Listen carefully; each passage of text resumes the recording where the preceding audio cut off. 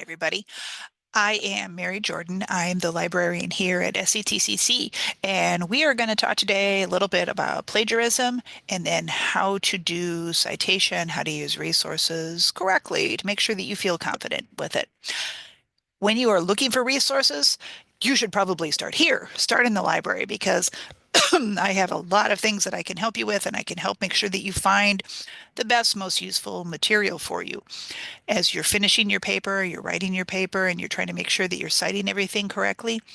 In the Northway building is the CAS. Go to the CAS, go talk with Seth in the CAS and the writing folks, and just make sure that there's you feel confident in what you're doing. And there are people here who can help you. This is tough. It's tough to make sure that you do everything correctly. So right now, you and I are going to walk through just some quick procedures to make sure that you feel confident. And after that, like I said, come to me to talk about finding resources. Go to Seth to find out about citing the resources. You'll be in good shape. All right, I'm going to share my screen with you now, and let's go to look at the library's page. Now, if you start on the front page of the college's website, you can go to current students and hit library, and here we are. All right, I'm going to slide down slowly here for just a moment because we have the quick search guide to the library catalog. When you click on that, then it gives you this worksheet, and you can walk through the worksheet and get some directions on how to search. So don't worry about trying to make sure everything's correct and perfect while I'm walking through this with you pretty quickly. You have instructions now to help you search on your own. All right, I'm going to slide back up here to the top. We're going to go to one search. Why would you search the catalog instead of searching just in Google? Oh, Google, first of all, it isn't going to help you cite. Second of all, you don't know that the material there is any good. You don't know who wrote it. Yeah, it might be trash. I mean, it might be great, but it might be trash. You don't know. When you're in the catalog, you know you're going to be safer. So let's say I'm looking for an article about academic library, and I'm looking for an article about podcast. All right. I hit search. Ooh, look at that. I have one material. Well, that's weird. You usually get a lot, but that's all right. Probably aren't going to be a lot for my topic. So I click on the title and I can look at it and decide. I scroll down here, look at the description. Yeah, sounds awesome. I love this. So now I want the article. It's in the same place on all of these shelves. These are all just different databases. It's exactly the same article. It doesn't really matter.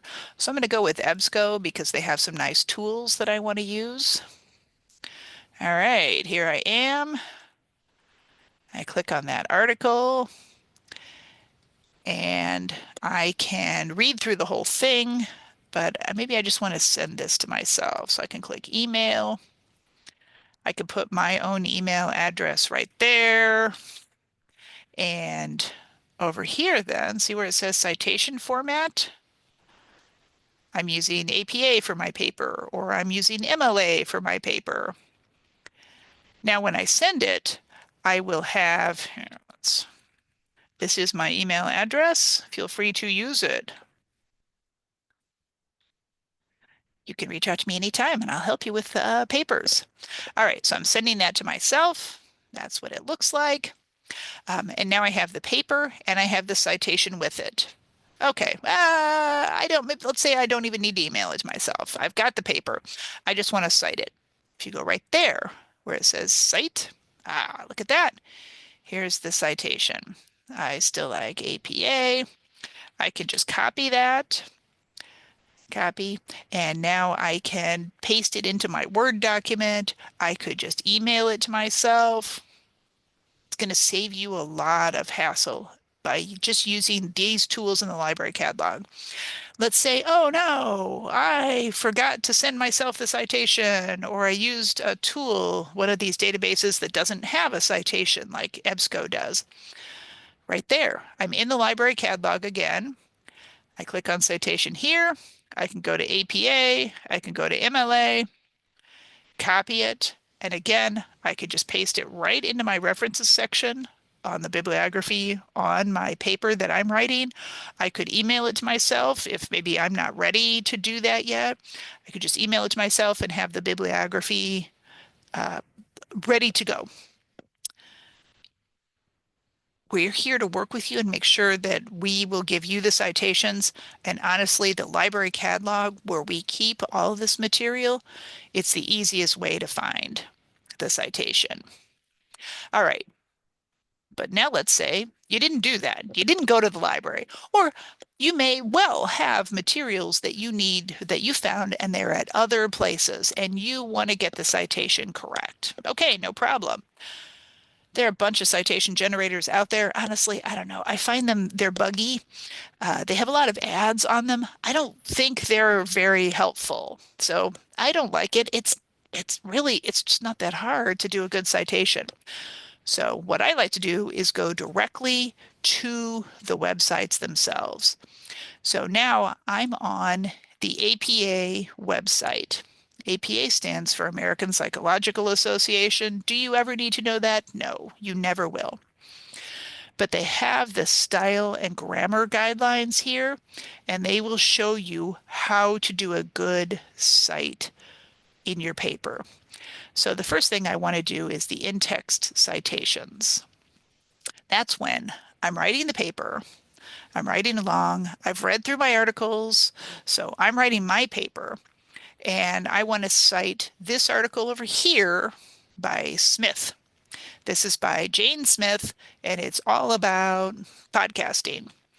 So I'm typing my article, type, type, type, type, type, and I say, so many libraries are doing podcasting. In an article by Jane Smith, she said she said, and then I put quotes, and I can take the exact words from her paper and then put end quotes. Or if I maybe just kind of summarize and I say, in the whole article by Jane Smith, she talked about a variety of different strategies, period.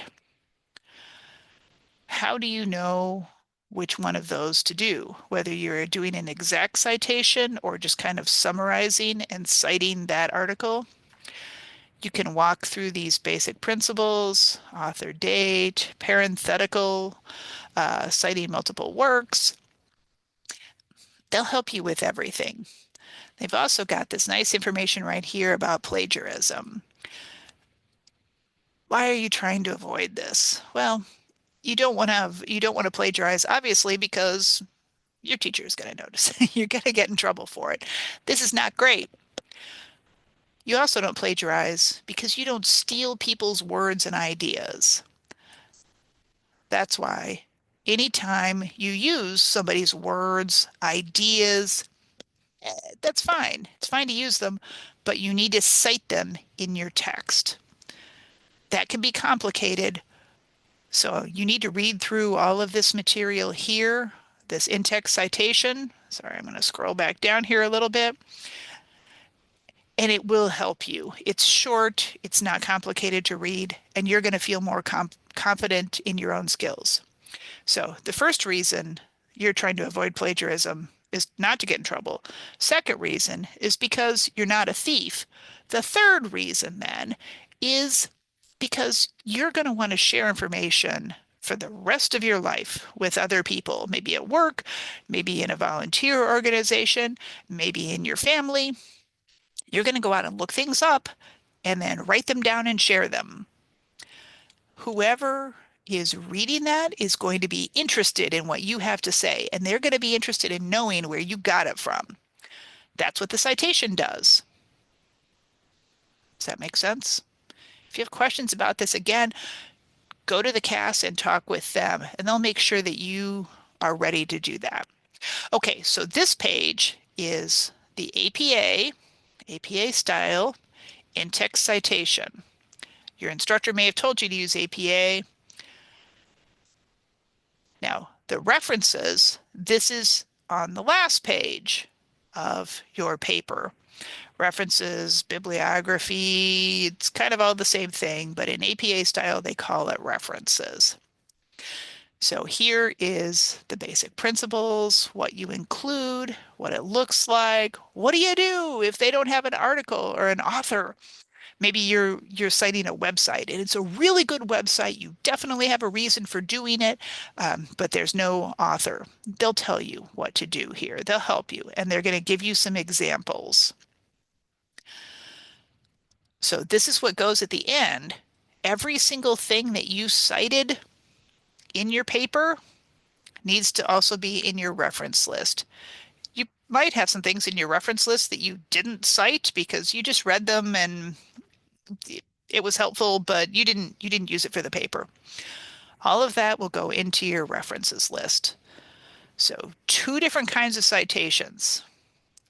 In text, that's when I'm writing along, I'm typing, typing, typing, and I say in the Smith article, she said, blah, blah, blah, cite. Or typing, typing, typing. This was an article, this was an idea that I got after I was reading the Smith article. I'm typing, typing, typing, cite. If it's not your idea, not your words, make a note where you got it from, and that's your in-text citation. Then you gather all those and you put them into your references list. Where do you get the references? Like I said, if you're using the library catalog, you just copy that citation. I'm going to hop over there for a sec. Copy that citation right here. Trying to click to it. Right there. Copy it. And I can just put that right into my references list. And I'm done. Good for me. But if you didn't use the library catalog, then just follow along with their examples here, and APA will show you exactly how to do their references at the end of your paper in their style. All right. Now, your instructor may have told you APA, or they might tell you MLA, or they might tell you pick one. We don't care. Let's go look at MLA. So MLA stands for Modern Language Association. Does that matter? No, not deeply. But under their citing sources, they have a variety of help because they want you to do this well. So we're going to go to citation by format. This is kind of handy because they just have a page right here. If you have a book with one author, this is what it looks like. Here's the author's last name, comma, the first name, period. The title of the book is italicized, period. This is the publisher, comma, the year it was published. Articles that you find on a website, books that you find on a website. Here's journal articles. That's the kind of thing you might find in our catalog. You can just kind of follow that format, but maybe that doesn't make sense and you need a little more help me. All right, this is their interactive practice template. So you can practice putting, they call them containers in MLA. So the author is a container. The title is a container. The contributor version, if you have all of these things, and then you type that in and it will give you a nice citation and make it correct in MLA. It's nice to have this sort of interactive thing that you can kind of play with it a little bit. So maybe you have an article from someplace or you have a website. Go ahead and just start typing things in and it will give you the citation and it will tell you, hey, did you know you're missing this? You can also read the Works Cited Quick Guide, which is what we're going to now. This is kind of walking you through the whole thing. So let's picture you're holding a book in your hand, a paper book, and you're holding it in your hand. Let's get started.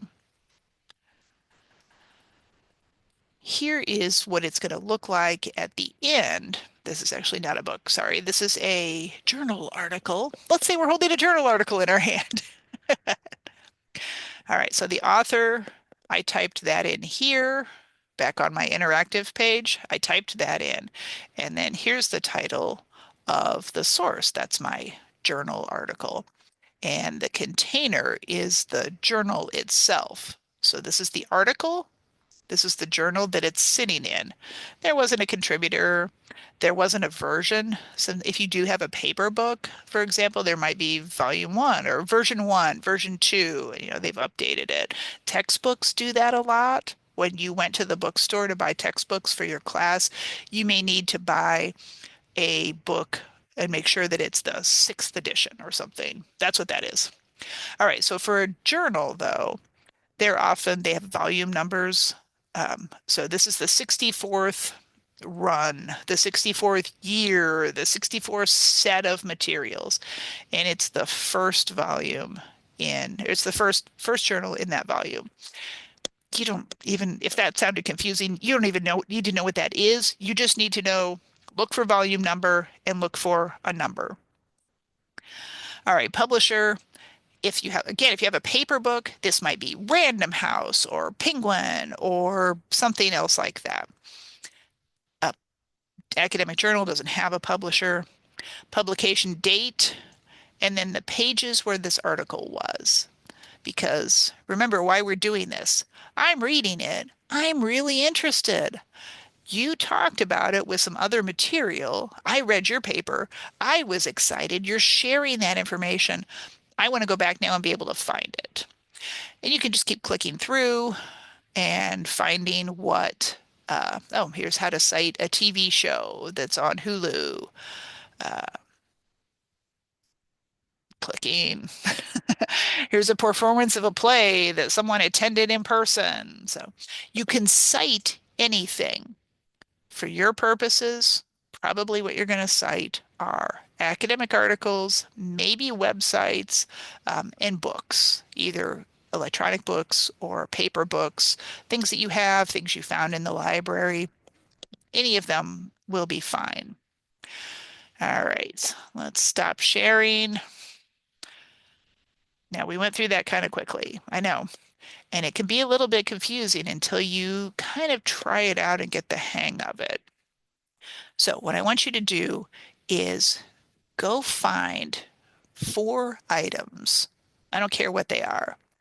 And then I want you to practice citing them and use the citation format that is for your class. Is it APA? Is it MLA?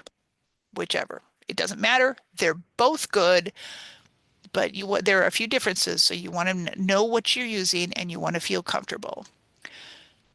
Use these websites, either the APA website or the MLA website, or use the library catalog that will also kind of give you a shortcut. And just try it. Try 4 of them. You'll feel more confident then in what you're doing. And it's going to be helpful to you as you continue to be part of the academic world and later on your job. You will need to know how to cite things correctly. You will need to know how not to steal from other people. You wouldn't go up and just mug me and take $5 out of my pocket, would you? You would not, of course. You also would not come up and read one of my articles and just take the words and the ideas for yourself. You wouldn't do that. You would cite it. All right? All right. I hope you feel a little bit more confident. I hope you feel ready to get this done. Plagiarism is important. Academic integrity is important. If you're uncertain before you turn papers in, talk to your instructor, talk to the CAS. You can come talk to me also. We will make sure that you feel that confidence for yourself. All right? Work on this. Get better at it. And I will be extremely pleased to hear from you. All right? Thanks a lot. Bye-bye.